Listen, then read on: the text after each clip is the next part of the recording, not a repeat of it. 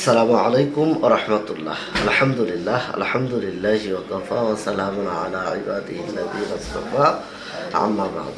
প্রিয় বন্ধুরা, আজকের এই ভিডিওতে দাওয়াতি দিনের জন্য বিশেষ একটা বার্তা, তা হচ্ছে কোরআন বুঝে পড়া। এই কোরআন বুঝে পড়াটা হচ্ছে দাওয়াতের প্রথমতম শর্ত। নবীজি সাল্লাল্লাহু আলাইহি ওয়াসাল্লামকে আল্লাহ যে সপ্তম হুকুম দিলেন তা হলো কোরআন তিলাওয়াত করা, অধ্যয়ন করা এবং অনুসরণ করা। শুধু তেলাওয়াত নয়, বুঝে বুঝে তেলাওয়াত করা, অধ্যয়ন করা।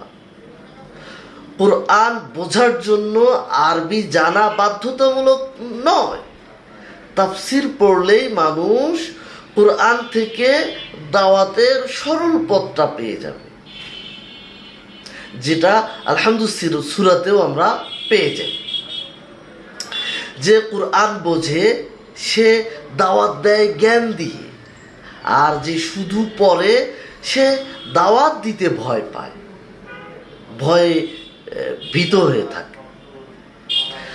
আমাদের সমাজ, মানে এই সমাজকে বদলাতে হলে কোরআন বুঝে পড়া, অধ্যয়ন করা শুরু করতে হবে যে কোনো মূল্যে। আজই আমাদেরকে নিজের জন্য কিছু সময় রেখে দিতে হবে কোরআন বুঝে বুঝে অধ্যয়নের জন্য, তেলাওয়াতের জন্য।